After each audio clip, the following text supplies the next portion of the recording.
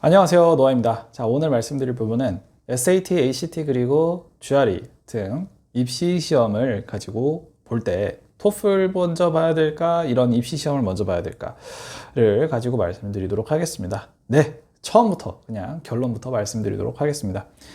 토플부터 하세요. 아시겠죠? 토플부터 하셔야 됩니다. 왠지 제가 여러 가지 이유를 말씀드리도록 하겠습니다. 우선 첫 번째, 외국인에 대한 배려가 없습니다. 토플은 외국인에 대해서 배려를 어느 정도 해서 나온 시험이에요. 외국인들이 영어라는 언어를 알아야 할 때 기본적으로 갖춰야 하는 능력들을 어느 정도 테스팅을 하면서 나오는 시험입니다. 그렇기 때문에 이런 부분들에 대해서 공부를 하면서 토플 점수가 오르는 것이고, 이런 부분이 다듬어지는 것이죠. 근데 SAT, ACT 그리고 GRE 같은 경우는 애초에 외국인들, 그러니까 우리나라 사람처럼 미국 입장에서 외국인이 아니라 국내에 있는 다른 미국인들까지도, 그러니까 내국인들까지도 이제 대상으로 하는 시험들이기 때문에 이런 영어를 가지고 언어로서 공부를 할 때 들어가는 기본적인 능력에 대한 배려가 없이 이제 출제가 됩니다. 아무래도 그렇다 보니까 이제 포커스가 수학 능력, 그러니까 이제 그 수업을 잘 따라가고 할 수 있는 그런 능력들을 가지고 측정을 하는 시험이고, 그리고 이런 외국인에 대한 배려 없이 이제 지문을 출제를 하고 하기 때문에 토플에 대해서 먼저 이제 공부를 해서 이런 부분들에 대해 숙달이 되지 않은 상태에서 시작을 무작정 하시게 되면은 분명히 시간 낭비, 스트레스 낭비, 그리고 이제 비용 낭비, 이렇게 이어지게 될 것입니다. 그래서 이런 부분들 먼저 말씀을 드리도록 하고요. 두 번째는 이제 토플보다 이런 기초적인 수학 능력을 측정하는 시험들이 점수가 오르는데 더 오래 걸립니다. 그렇기 때문에 기본적으로 비용이나 시간이 좀 더 적게 드는 토플부터 완료를 해놓고, 왜냐면은 이제 이런 입시 시험들이 필요한 경우는 이제 어학 능력 시험이 또 따로 필요한 경우들이 많거든요. 그렇기 때문에 이 입시 시험들을 가지고 그냥 제대로 투자를 뒤에 하고 이제 이 토플부터 먼저 해놓는 게 좋다라고 말씀을 드리고 싶습니다. 이거는 사실 토플을 가지고 SAT, GRE 그리고 ACT를 같이 해야 되는 입장뿐만이 아니라 다른 어떤 시험들과 토플이 있을 때는 그냥 토플부터 끝을 내놓고 하시는 게 좀 제일 깔끔하고 마음도 편합니다. 물론 이제 며칠부터 며칠 사이에 본 토플 시험 점수만 내세요 하는 그런 것도 있을 수는 있지만, 그런 경우들도 사실은 어느 정도 좀 지원 그 데드라인 마감까지의 기간으로부터 좀 어느 정도 여유가 있는 경우가 많거든요. 그래서 그냥 그때 타겟팅을 해서 여러분들이 좀 더 미리 봐놓으시는 게 좀 더 좋다라고 말씀을 드리는 겁니다. 아시겠죠? 네, 그리고 세 번째 이유는 바로 시험 유형의 차이 때문입니다. 아무래도 토플 같은 경우는 지금 아까 말씀드렸던 입시 시험인 SAT, ACT 그리고 GRE에는 없는 리스닝과 스피킹이 나오게 되는데요. 이 부분들이 사실 굉장히 어렵다라고 하시는 분들이 많으십니다. 꽤나 SAT 고득점이나 뭐 ACT 고득점 아니면은 이제 GRE 고득점 을 받으신 경우에서도 이제 막상 스피킹이나 라이팅 그리고 토플 리스닝 같은 경우에서 좀 어려워하시는 경우들을 많이 볼 수가 있습니다.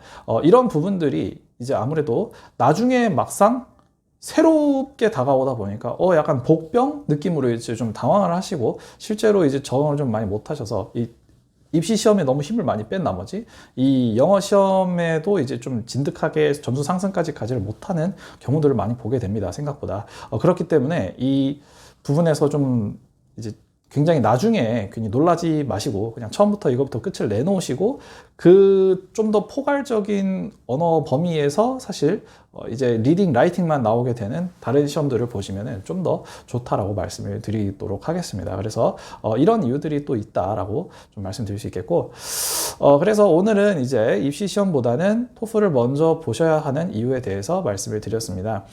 입시 시험과 토플을 같이 보시는 경우들이 많으실 텐데 아무래도 이게 타임라인을 처음에 짜시잖아요. 그죠? 네. 근데 토플은 기준만 맞춰줘도 되는 경우들이 많지만 입시 시험 같은 경우는 높으면 높을수록 그 진짜 학교의 수준이 달라지기 때문에 입시 시험에 이제 본 게임이라고 생각을 하시고 투자를 하시고 토플은 좀 미리 빨리 치워버리는 그런 그림으로 생각을 해주시면 좋겠습니다.